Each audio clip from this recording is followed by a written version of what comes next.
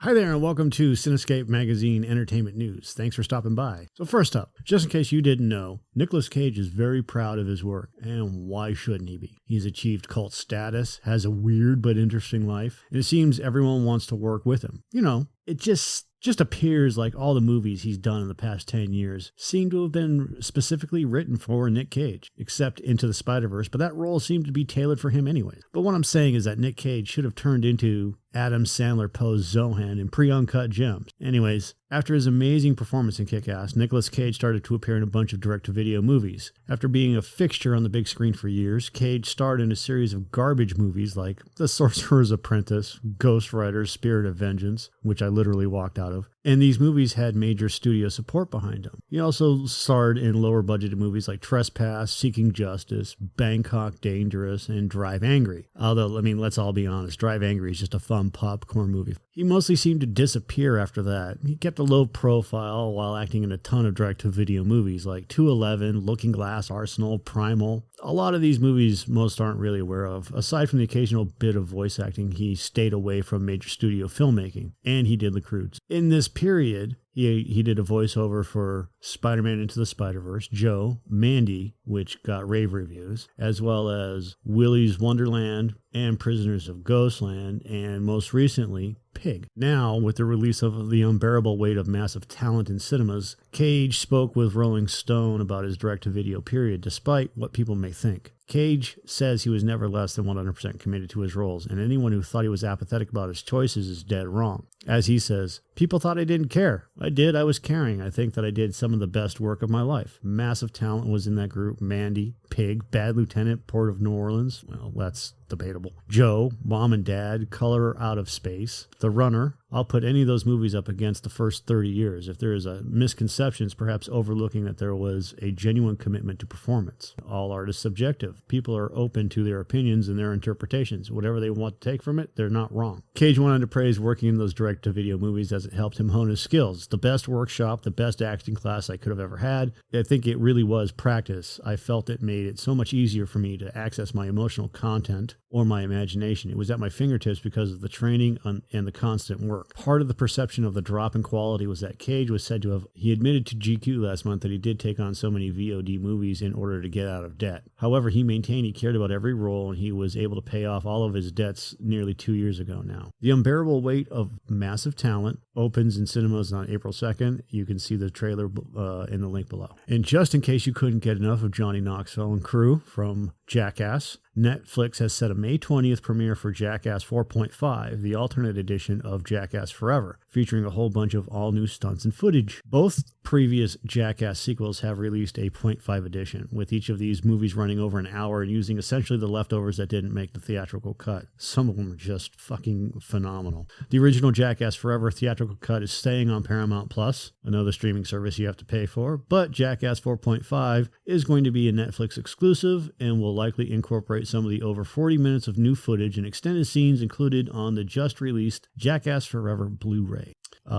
Netflix tweeted out a short, The Swingset Gauntlet. The link is available below. I highly recommend if you're a Jackass fan to check it out. In other Netflix news, Netflix is teaming with Churnin Entertainment and the creators of the offbeat card game Exploding Kittens to build a TV series and mobile game out of the property, which is going to have tons of frickin' ads every time you do something. Created by Mike Judge and Greg Daniels, with Shane Kozakowski, who is from You're the Worst, and the Oatmeal's Matthew Inman will serve as showrunner. The adult animated comedy series is being targeted for a 2023 release. The series follows the eternal conflict between heaven and hell, when both God and the devil are sent to Earth in the bodies of chunky house cats. Tom Ellis, Abraham Lim, Lucy Liu, Ali Mackie, Mark Prosh, I don't know how to say his name, Mark Prosh, Sashir Zamata, and more will lend their voices to the cast. The mobile game will arrive sooner in May and will effectively be the card game in mobile form, with the addition of 2 new exclusive cards that reveal the position of the exploding kitten card and reverse the order of the deck. Additional cards and game mechanics tied to the animated show will be added to the mobile edition at a later date. Yay! The game will be free. This is the best part. The game will be free to Netflix members without additional fees or in-app purchases. Like, that's garbage. Come on. The game should be free regardless. And then you're going to have the additional in-app purchases and fees on top of everything else because it's a mobile game and they're going to try to milk you out of all your money anyways, just like every friggin' mobile game out there for the most part that puts an ad after every little thing that you do or pop-up.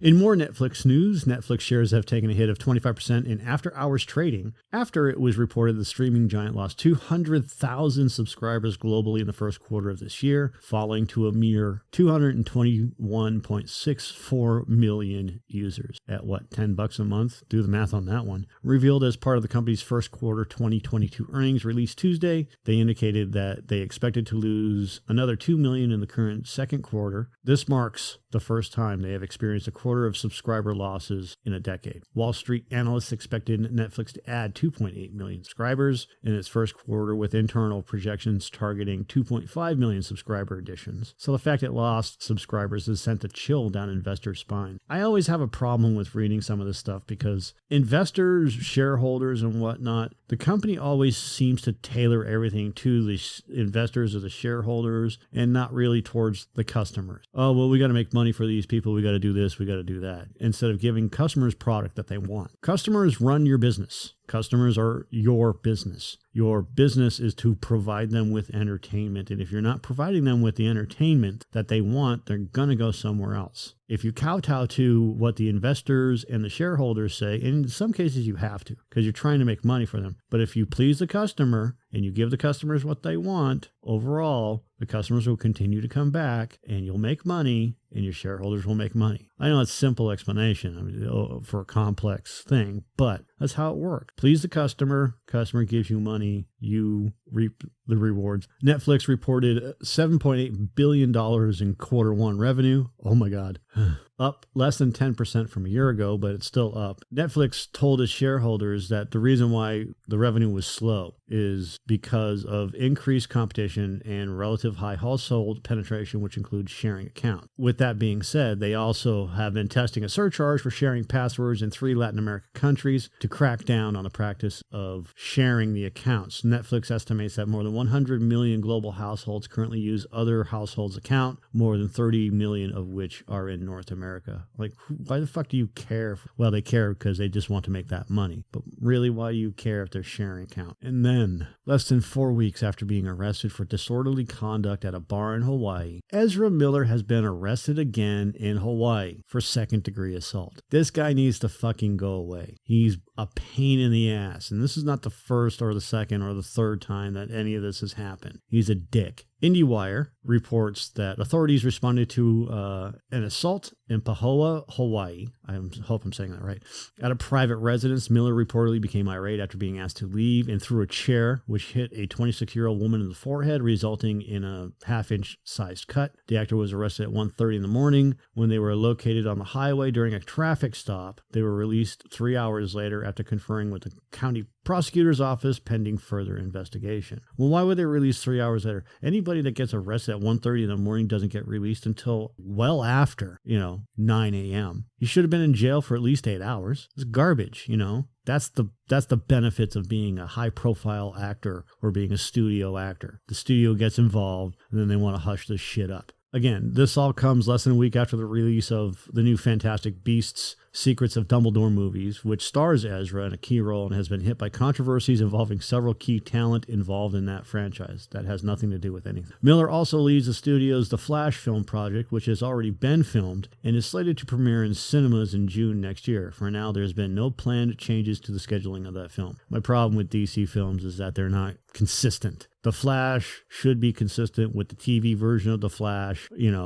same with Batman, same with Superman, same with everything else. There should be consistencies across all platforms. And again, my biggest problem with most of the DC movies, and I haven't seen the new Batman yet, is their lack of commitment to make it comic book worthy. Marvel's doing it. Why can't DC do it? And my biggest problem has always been like with Batman's cape. And if you watch at the end of The Dark Knight Rises, when you see Christian Bale's Batman running away and his cape is just kind of flopping back behind him and not like flowing like it should be, you just do that little extra. It may look kind of weird, but that's what you want. You want the cape to flow out. Look at the animated series and how successful that was. Same with the Superman animated series or the Justice League animated series. It's fantasy. Give us the fantasy. Anyways, moving on. NBC's Peacock streaming channel has released their full trailer for their Angelyne series. It's a 5-episode limited series and is premiering on the service May 19th. So for those of you who don't know who Angelyne is, she was huge in Los Angeles. She's a blonde bombshell. She wore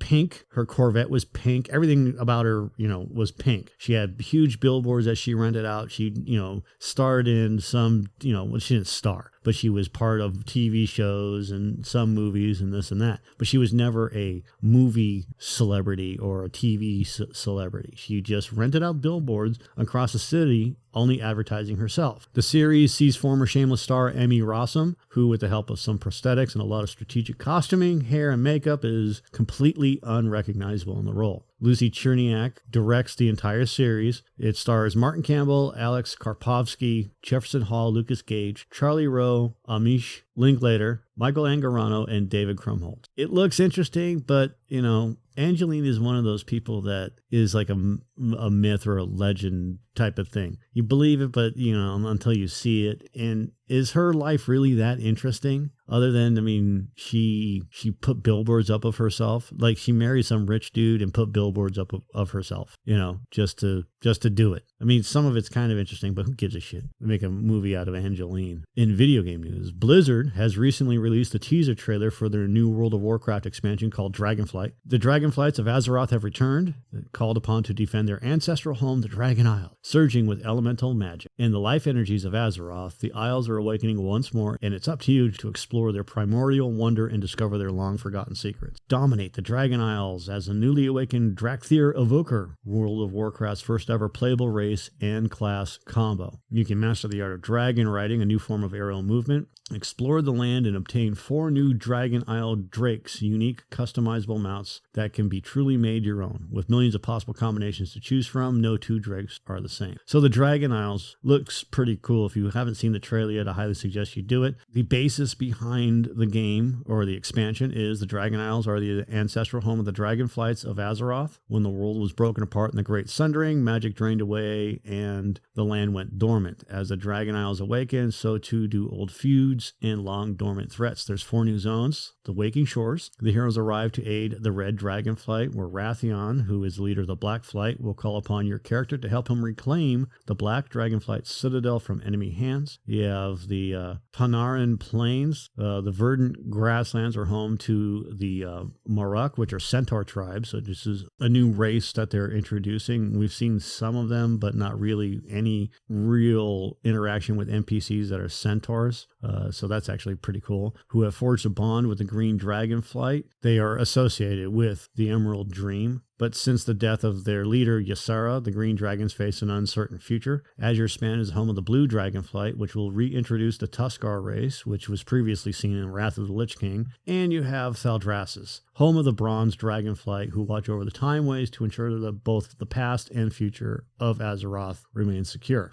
There is no release date on the site, but you can opt in for the beta. The link is available below. And do you remember Arsenio Hall? So Arsenio Hall is bringing back his iconic late-night talk show, The Arsenio Hall Show, for a 4-night run during the Netflix is a Joke Festival. From May 2nd, Hall will host his show at the Roosevelt Theater in Los Angeles, with the episodes to air on Netflix's comedy YouTube page. The original syndicated talk show host ran between 89 and 94, and he also briefly returned for another season in 2013. So you can check out the video in the link below for the Arsenio Hall teaser for YouTube's Netflix is a Joke Festival. So let me ask you a question. Do you remember how awesome those movies based on video games were? Yeah, neither do I. However, Kitao Sakurai, I guess I hope I'm saying that name, Kitao Sakurai, from the Eric Andre Show and Bad Trip, is set to executive produce and direct multiple episodes of a half-hour live-action TV series adaptation of Twisted Metal, which is a gaming franchise. It's for Sony Pictures, PlayStation Productions, and Universal Television. So Anthony Mackie is going to star and executive produce the series, which hails from Cobra Kai writer Michael Jonathan Smith, who will serve as the showrunner. You have Brett Reese and Paul Paul Wernick, who worked on Deadpool. So already, you got some interest there from, at least from me. They came with the show's story and also are going to executive produce alongside Will Arnett as well as others. This high-octane action comedy will follow a motor-mouth smartass milkman who has amnesia and is offered a chance at a better life, but only if he can successfully deliver a mysterious package across a post-apocalyptic wasteland. How great would it be if it was just 6 bottles of milk and glass, the glass bottles? With the help of a trigger-happy car thief, he'll face savage marauders driving vehicles of destruction and other dangers of the open road, including a deranged clown who drives an all-too-familiar ice cream truck. And finally, Amazon is reportedly in negotiations to pick up the live-action film adaptation of the 1980s anime classic Voltron Defender of the Universe. Well, what about Robotech? Or what about Akira? What about all the other, animated classics that were supposed to be made in the last couple of years? Rawson Marshall Thurber is who made Red Notice, is attached to direct The Future, which he's co-writing with Alan Shanman. So apparently last month a bidding war had erupted with Warner's, Universal, and several others to land the package, which has now arrived at Amazon. Edited and dubbed together for a Western market. So in case you don't know what Voltron is, it was edited and dubbed together for the Western market from the Japanese sci-fi series Beast King Go Lion and Armored Fleet Die Ruger 15. The original Voltron cartoon series centered around 5 young pilots in a battalion named the Robot Lions, which are vehicles that join together to form a mega robot known as Voltron. The second series, which is the Armored Fleet Die Ruger, the storyline has been changed in that iteration. The Galaxy Alliance's home planets are overcrowded, and a fleet of explorers is sent to search for new planets to colonize. Along the way, they attract the attention of the evil Drool Empire, long engaged in an ongoing war against the Alliance, and the Drools proceed to interfere with the mission of the explorers and the colonists. Since the Erusian Voltron is too far away to help, a totally new Voltron has to be constructed to battle with the Drool threat. So Voltron Force consists of 15 team members, 3 teams of 5 known as land, sea, and air teams. Each team is specialized in gathering data or fighting in their areas of expertise. Each team can combine their vehicles into a bigger machine, with each combined vehicle differing among the 3 teams. The fighters are the Aqua Fighter, the Turbo Terrain Fighter, and the Strato Fighter. When necessary, all 15 vehicles combine to form the mighty Voltron, which seems to be a lot of vehicles. However, the assembly of the vehicle team Voltron could not be maintained for longer than 5 minutes. It was explained in the first episode that when it was combined, the vehicle team Voltron only had enough stored solar energy to operate for 5 minutes. So as it goes, we have the Lion version and the car version. Although I'm not a big fan of the car version. The car version seemed to be just the weaker of the 2 series. The show has maintained a cult following in the decades since and saw reboots for Nicktoons in 2011 and Netflix in 2016. DreamWorks at one point tried to develop an animated feature. And that's all for today. Thanks for hanging out. We'll see you tomorrow.